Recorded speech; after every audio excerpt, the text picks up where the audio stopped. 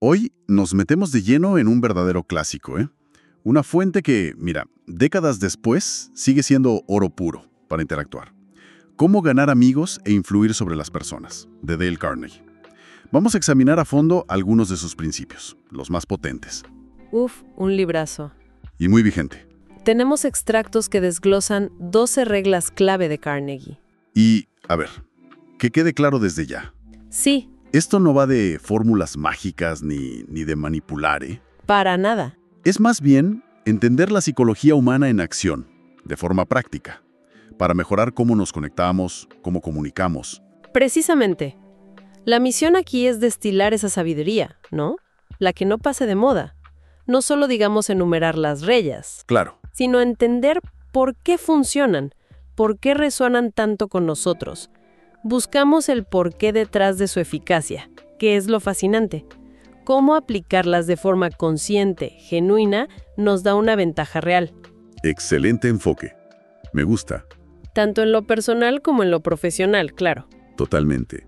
Y bueno, para darle estructura, vamos a seguir el mapa del propio Carnegie, Ajá. agrupando estas 12 reglas en sus 4 grandes apartados: los fundamentos, las claves para agradar, la persuasión y, bueno, el liderazgo. ¿Entramos en materia?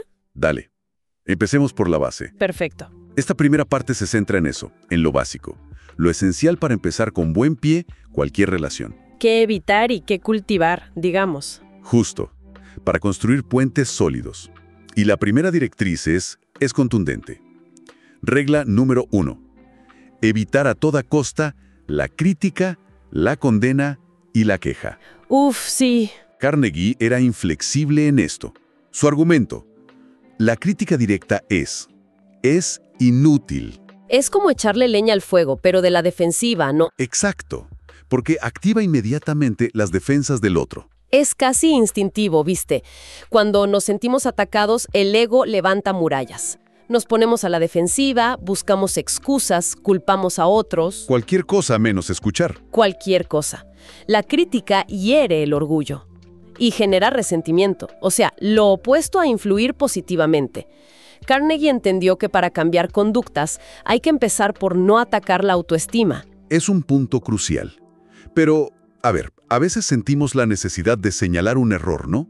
Sobre todo si estás a cargo o como padre, madre. Claro, ¿Cómo se equilibra eso?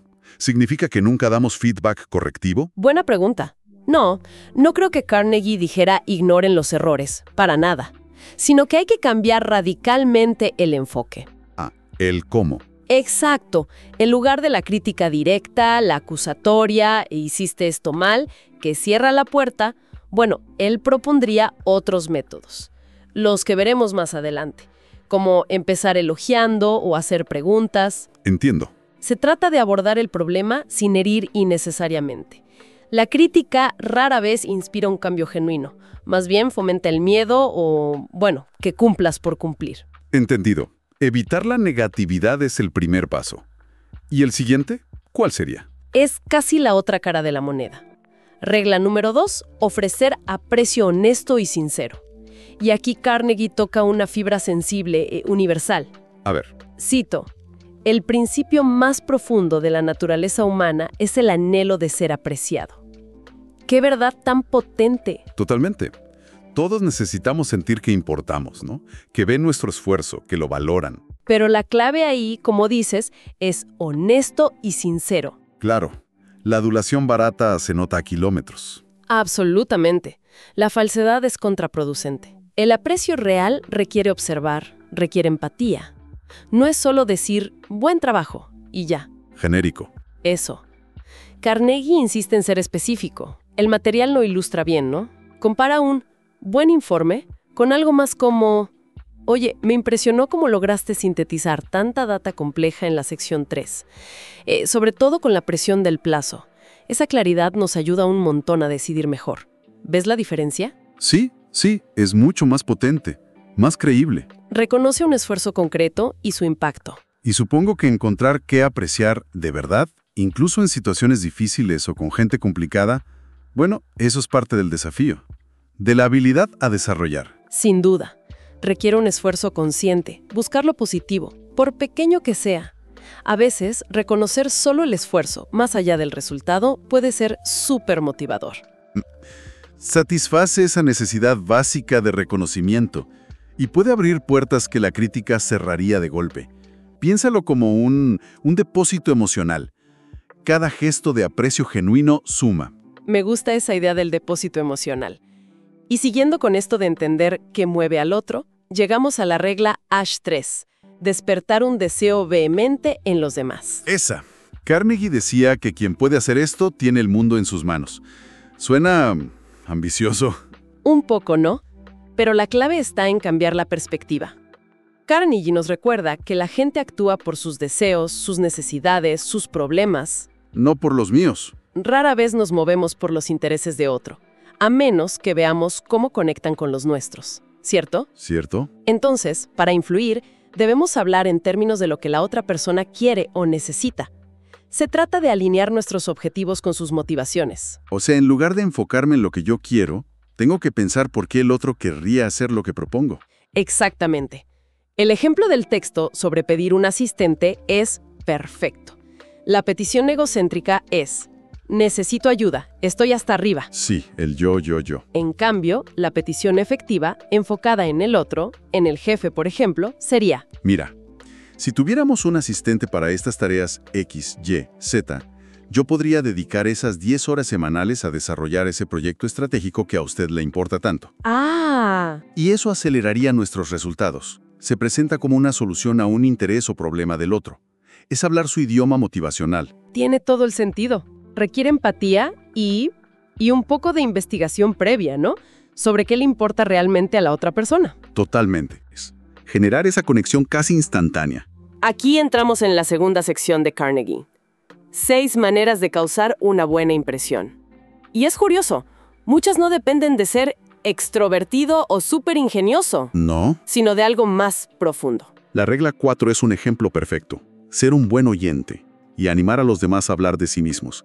Carnegie era muy gráfico describiendo al mal conversador. Uf, sí. El que monopoliza la charla e interrumpe todo el tiempo para contar su historia. Todos conocemos a alguien así. Y qué agotador es. Ser un buen oyente, en cambio, es un regalo que le hacemos al otro. Y no es solo quedarse callado, ¿eh? No, claro. Es practicar la escucha activa, mantener contacto visual, asentir, hacer preguntas que demuestren interés genuino. ¿Y qué pasó después? ¿Cómo te sentiste con eso? Cuando alguien se siente escuchado de verdad, se siente valorado, respetado. Es una de las formas más efectivas y creo subestimadas de conectar. Y resistir esa tentación de interrumpir para decir, ay, a mí me pasó algo parecido. Es difícil a veces. Lo es, porque nuestro ego quiere participar. Pero Carnegie diría que el mejor conversador es a menudo el que menos habla y más escucha. Qué interesante. Dejar que el otro sea el protagonista es un acto de generosidad que genera simpatía, al toque. Muy relacionado con esto de hacer sentir importante al otro, está la regla número 5, recordar y usar los nombres. Esa es fundamental. Carnegie tenía una frase lapidaria sobre esto. El nombre de una persona es para esa persona el sonido más dulce e importante en cualquier idioma. Es un detalle que parece pequeño, pero el impacto psicológico es enorme. Cuando alguien usa nuestro nombre, nos sentimos reconocidos. Individualmente, no somos uno más del montón. Te distingue. Es una señal de respeto, de atención personalizada. Valida nuestra existencia de alguna manera. Y admitámoslo, a veces cuesta recordar nombres, ¿eh? Sobre todo si conoces a varias personas a la vez. ¿Algún truco que sugiera el material? Sí. El consejo práctico es simple pero efectivo. Al conocer a alguien, intentar repetir su nombre de forma natural lo antes posible. En la conversación. Sí. Encantada de conocerte, Laura. O más tarde. Laura, ¿qué opinas de? Usarlo ayuda a fijarlo en nuestra memoria y al mismo tiempo causa esa buena impresión. Es un esfuerzo que la gente nota y agradece. Vale, tomaré nota. Mental. Y la regla 6 parece complementar esto. Hablar en términos de los intereses de la otra persona. Exacto. Conectar con lo que le apasiona al otro. Es llevar la conversación a su terreno, donde la otra persona se siente cómoda, experta, entusiasta. El ejemplo de Theodore Roosevelt es genial, ¿no? Investigaba sobre sus invitados. Claro, investigaba los temas favoritos de sus invitados. Eso demuestra un interés que va más allá de la cortesía superficial. Y hoy en día, bueno, con la info online, investigar un poco antes de una reunión importante es más fácil que nunca. Cierto, revisar un perfil de LinkedIn, un blog, redes sociales, te puede dar pistas. Pero, ojo, una advertencia importante aquí. A ver. La clave sigue siendo la autenticidad. Si descubres que a alguien le encanta la fotografía y tú no sabes nada, pues no finjas ser experta. Claro, no queda bien. ¿Qué es lo que más te atrae de capturar esos momentos? La curiosidad sincera es mucho más efectiva que el halago calculado. Se trata de encontrar un punto de conexión real. Buen matiz. No usar la info para manipular, sino para conectar de verdad. Ok, sentamos las bases, exploramos cómo agradar. Ahora entramos en un terreno quizá más delicado, la persuasión. ¿Cómo influir en el pensamiento de otros sin generar rechazo? Esta tercera sección de Carnegie aborda precisamente eso, cómo ganar adeptos a nuestras ideas de forma elegante y efectiva, minimizando la fricción. Y la primera regla aquí, la regla #7, es bastante radical, ¿eh? La única forma de sacar lo mejor de una discusión es evitándola. Suena fuerte, ¿verdad? Sí. Significa huir de cualquier desacuerdo. No necesariamente huir, sino entender lo inútil que son la mayoría de las discusiones, tal como suelen darse. Carnegie argumenta que incluso si ganas una discusión con lógica impecable, a menudo pierdes algo más valioso, la buena voluntad del otro. Puedes demostrar que tienes razón, pero si haces sentir al otro ignorante, derrotado, humillado, olvídate de su cooperación sincera. La victoria argumentativa es pírrica, como dicen. Exacto. Ganas el punto, pero pierdes a la persona. Entiendo. Entonces, ¿qué hacer cuando hay opiniones distintas? Eso es inevitable. Ahí entra la regla número 8. Mostrar respeto por las opiniones ajenas. Nunca decir directamente, estás equivocado. Uf, esa frase. Es dinamita pura para cualquier conversación. Es un desafío directo al juicio, al orgullo del otro. Automáticamente levanta barreras. Pero, a ver, a veces objetivamente alguien está equivocado. En un dato, un razonamiento. ¿Cómo se maneja eso? Carnegie sugiere un enfoque más diplomático. En lugar de la confrontación directa, empezar reconociendo la perspectiva del otro, validando su punto de vista hasta donde sea posible. Usar frases como, entiendo por qué lo ves así, desde tu perspectiva tiene sentido que pienses eso, aprecio que compartas tu visión sobre esto. Y después, introducir nuestra idea como una posibilidad adicional, no como una refutación. Algo como, y me pregunto si también podríamos considerar este otro ángulo, o quizás haya otra forma de verlo. Es una técnica de validar y pivotar, digamos. Suaviza el golpe. Exacto. Mantiene la puerta abierta al diálogo. Es como desactivar una bomba antes de intentar moverla. Tiene sentido. Y luego está la regla número 9. Conseguir que la otra persona diga sí, sí, inmediatamente. El famoso método socrático aplicado a la persuasión. ¿Cómo funciona esto en la práctica?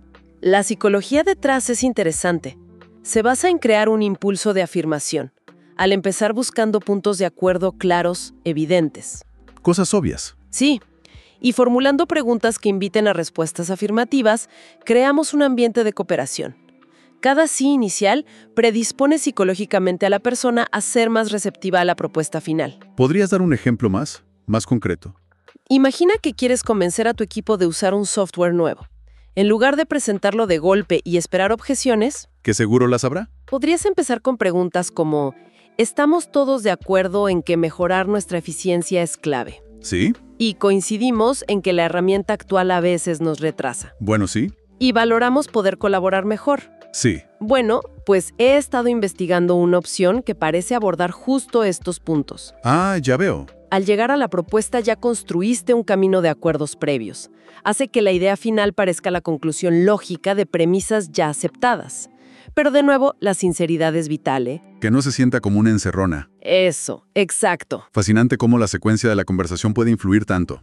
Esto nos lleva a la última sección que Carnegie dedica a cómo ser un líder efectivo.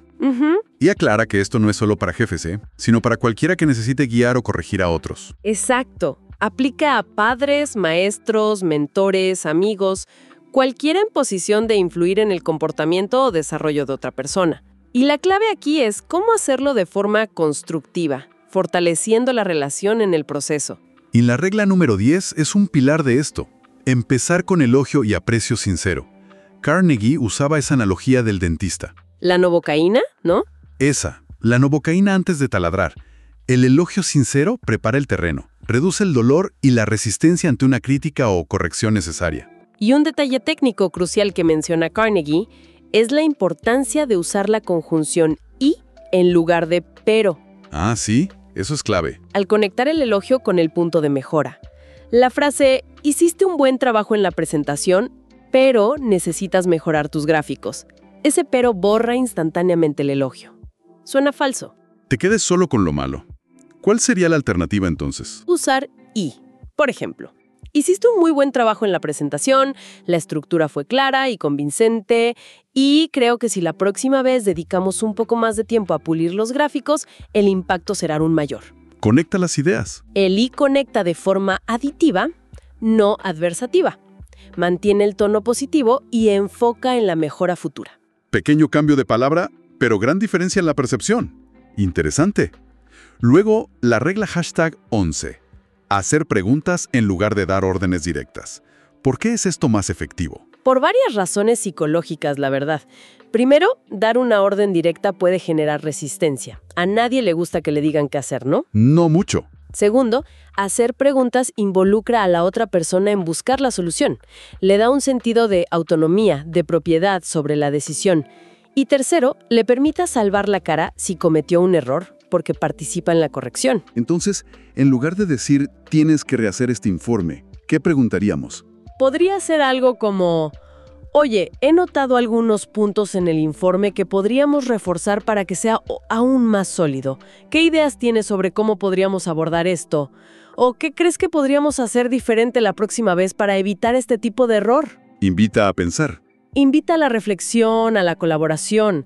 En lugar de imponer una solución, fomente el aprendizaje y la responsabilidad. Entendido. Empodera en lugar de ordenar. Y finalmente, la regla número 12. Atribuir a la otra persona una buena reputación que mantener. Esto suena a psicología inversa, ¿o no? Más bien a psicología positiva y al poder de las expectativas. Se conoce como el efecto Pigmalión, ¿sabes? Sí, algo he oído. Sobre todo si vienen de alguien a quien respetan.